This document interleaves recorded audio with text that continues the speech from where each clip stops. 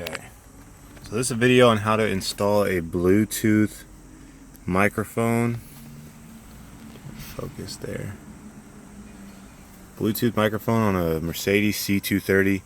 It's pretty simple. It may take some effort to prevent from damaging anything, so just take your time. It took me about 45 minutes just because I wanted everything to look nice and professional.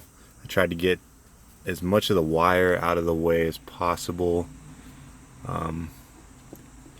But yeah, I think it looks pretty good. I haven't hooked it up to my double din yet. I don't have the double din installed, but just wanted to share with everyone on how to install or mount this Bluetooth microphone. So what I did is I preferred to have it central here, so that way if I have other passengers in the car and we're all talking to someone, it's pretty central and it's it has all these little areas on the side, I think, that can pick up different voices and stuff from all angles. So I just thought this would be a good central place to mount it. This was my preference, and I probably will never move it since there's so many miles on the car, and it was a pain in the butt to get up there. But anyways, so just carefully pull this back and really tuck that wire underneath there, and then you're going to come over here, and this just kind of, you can see that there.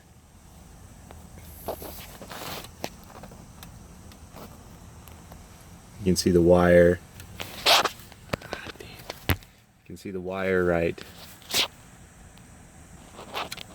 there. See the wire there. But yeah, I just tucked it behind there. The panel that goes right here is a pain in the butt to get off. Just to let you guys know, it is not easy. It's not gonna want to come off, so you're gonna have to pull quite hard. You have to pull this down. This weather stripping, it's pretty easy, and I had to also pull this down. I'm not going to pull it down again just because I don't need to, but you're going to have to pull this down to get this panel off, and this is kind of how it sits. That's how it goes. So what I did is I pulled this weather stripping down here, and then all I did was come from the inside. After I pulled the weather stripping down, I came along the inside of the panel and just pulled away like that. And you're gonna have to pull quite hard. I thought I broke some clips, but I didn't. You can see all the clips are intact, and I would just say do what you feel comfortable with is my conclusion. And if you see this black part there, kind of see down the line view, that's where I tucked. There's a factory wire that goes through there, so I just zip tied my mic to that wire. It's hard to see, but that's the one I'm talking about. And then you can see the other housing for that clip too. So I just tucked my Bluetooth mic. You can see it down below there. I just tucked it to keep it protected and tried to zip tie it as well as I could.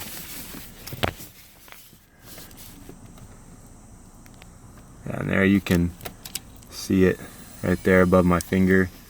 I came all the way down there, and then I dove right there. That's where I kind of came down.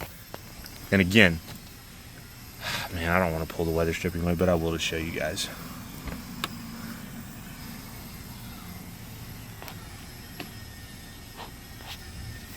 If you look closely, you can see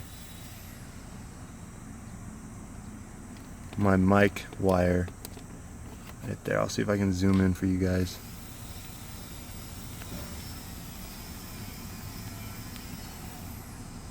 Yeah, you can see that mic wire right there, that Bluetooth mic wire. So that's how you're gonna get it down there. And then you're gonna tuck it. And you're gonna tuck it right there, down below here. And you're gonna have to come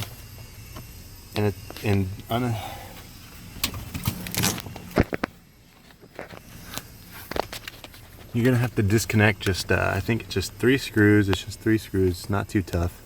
So you got one there, just their T20 star screws. You can get them with a screwdriver. 2 there, and then 3 there. It's not gonna come down completely, but it's gonna come down far enough.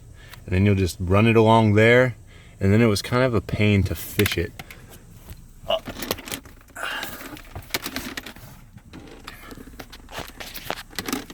Sorry guys if the quality's not great. I don't make too many YouTube videos or edit them, so I apologize. But I hope this is helpful to some of you. Yeah. So I just kind of zip tied.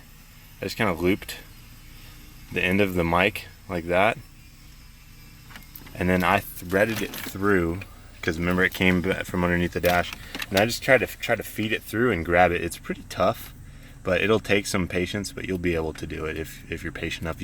If you push it up from underneath the dash, you'll be able to, if you got to get a really good angle.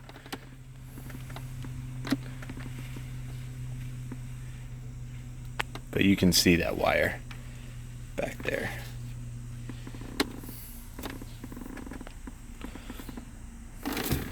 And that's how you'll feed it through.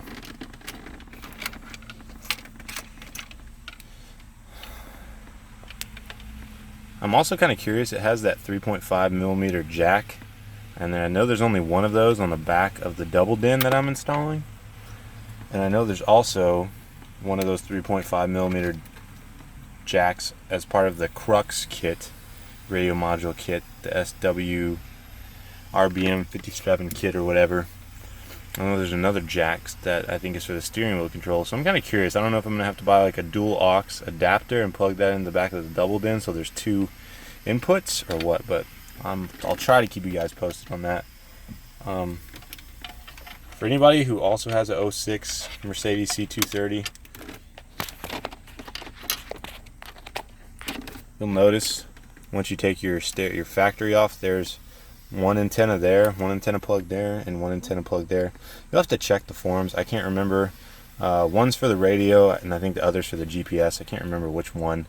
I actually posted something on a forum, and one of the users posted back on the MB World forum. You just got to search C230 wiring difficulty or something like that, and you might find my post. One of the users posted a diagram of what all the pins, what all of these are for on the, I think, the other end of the connector. So on the factory side, he posted what each of these wires do, more or less. On mine, also, if you read the forums, I was concerned about this white connector there. I'm going to take it off and show you all real quick.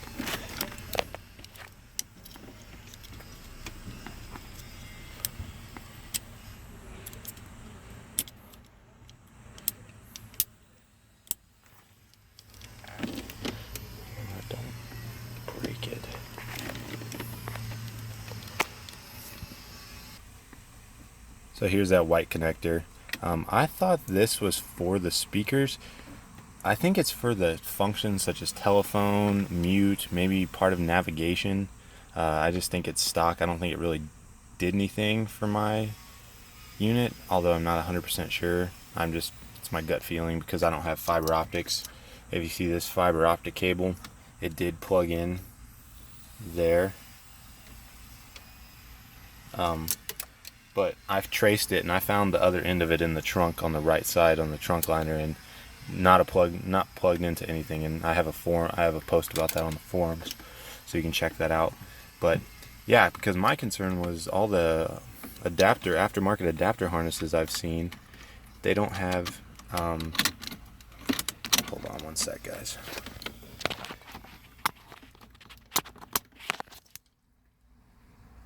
They didn't have pins on the adapter harness for that white part of the plug, there. There were no pins for the adapter harness. There were only 16 pins, and I think that's because they were for the speaker wire. So I'm just trying to clear this up. I apologize if this is a long video. I originally just wanted to show you guys how to route the microphone, but if you're doing this, it's likely you're doing this other stuff too for the install. So I just wanted to clear some things up, since I'm not 100% sure if this is accurate, but this is my understanding. So if you have something to add that you know, please just add it to the forum so you can share it with everyone. Particularly if you have a C230 2006 like mine. It's an M272 engine. So yeah, I'll let you guys know how the adapter or how the double din install goes. But I think, yeah, these adapter harnesses just have these 16 pins, so I think that's just for the speaker wires. You can get a fiber optic converter to convert the signal. They're like $100. I think there's like an AVIN one, AVIN, fiber optic converter to convert it to a digital signal.